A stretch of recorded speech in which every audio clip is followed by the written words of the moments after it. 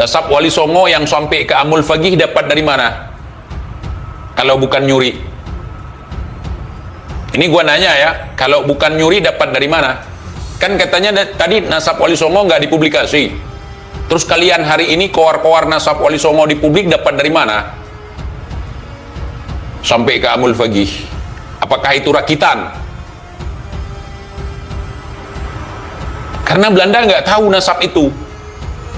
Antek-anteknya mungkin nyari tahu. Tolong dong dijawab. Kalau nasab Wali Songo tidak dipublikasi, terus kalian dapat dari mana sehingga kalian bisa mempublikasi? What? Indonesia tanah air beta pusaka abadi nan jaya. Kitab karangan sendiri atau dari mimpi?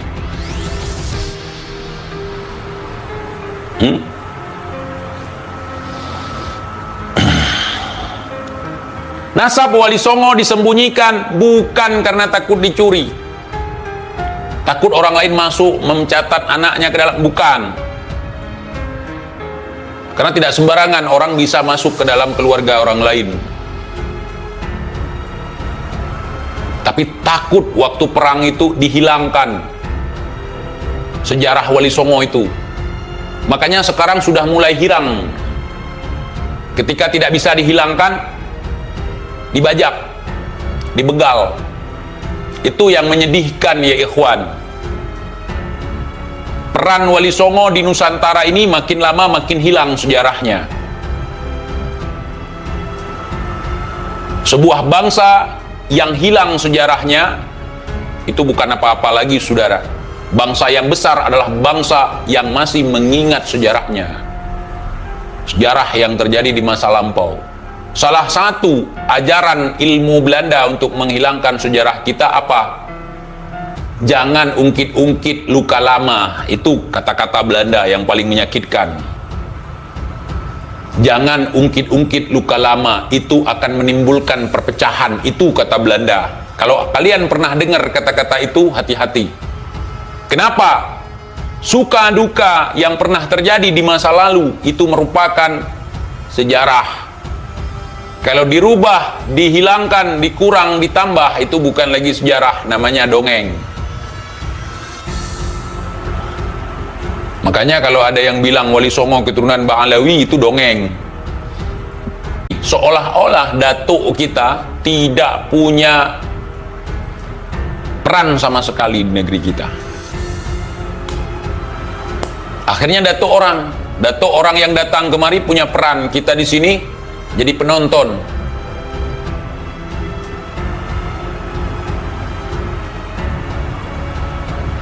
Ya, ini yang kita khawatirkan. Jangan sampai ini terjadi seperti yang pernah dilakukan oleh Hitler zaman dulu. Karena kesenjangan sosial, dia membantai Yahudi-Yahudi yang ada di negaranya, bahkan di negara-negara yang diperanginya. Kenapa? Karena orang Yahudi punya standar hidup yang sangat layak, sementara orang pribumi di Jerman waktu itu hidupnya susah. Akhirnya muncul orang-orang ingin membunuh, ingin menghilangkan orang-orang yang seperti itu. Jangan sampai itu terjadi di negeri kita, karena negeri kita ini adalah percampuran suku, bangsa, ras, dan semuanya, sehingga menjadilah bangsa yang besar. Jangan sampai kita numpang di negeri sendiri.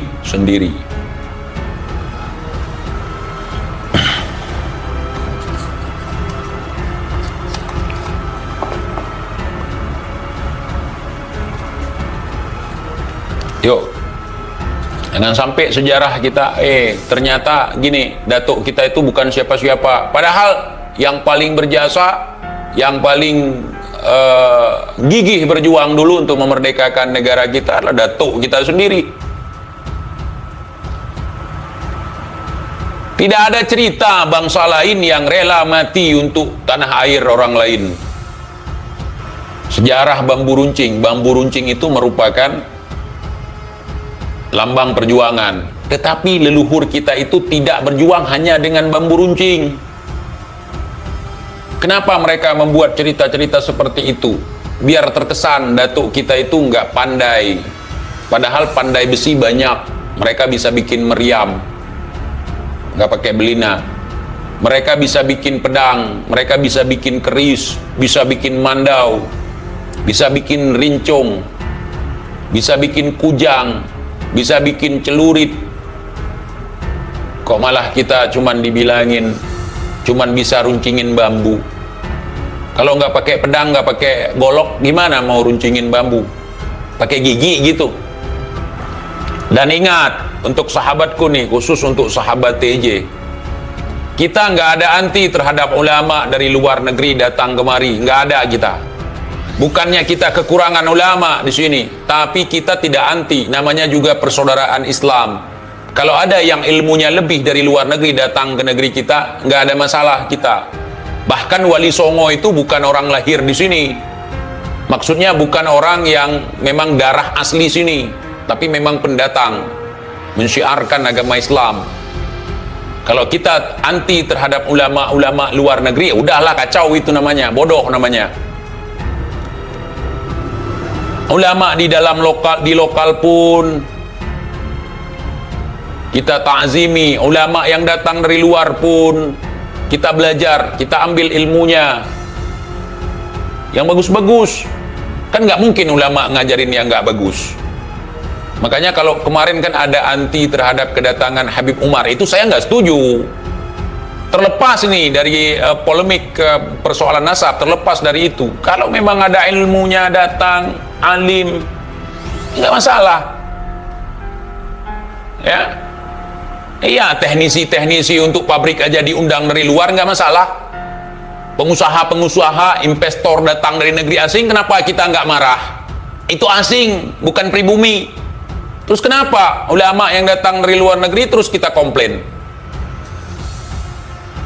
Kita bukan membenci ras suku, saudara, sehingga kita membuang akal sehat. Nggak seperti itu. Dengan orang pribumi agar keberkahan mereka turun ke anak negeri. Banyak juga yang pernikahan cangkok, saudara. Kan mereka datang dari luar negeri. TIJ mengatakan, makanya nggak heran, orang-orang gila pun sekarang jadi wali. Ada 3 hal kalau kita ketemu orang gila yang terlintas di pikiran kita.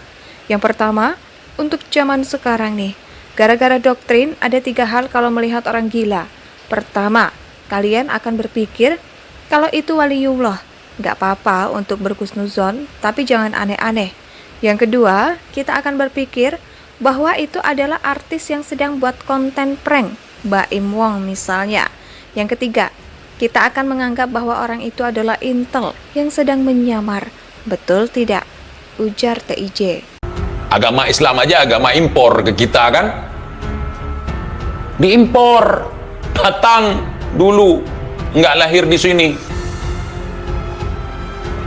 Datang dari Jazirah Arab, datang dari Dari Mekah, datang dari mana-mana, dari Campa, dari Yaman juga ada. Tidak bisa kita pungkiri itu, saudara. Dari Irak, dari Iran. Indonesia sejak dulu kala tetap dipuja-puja bangsa.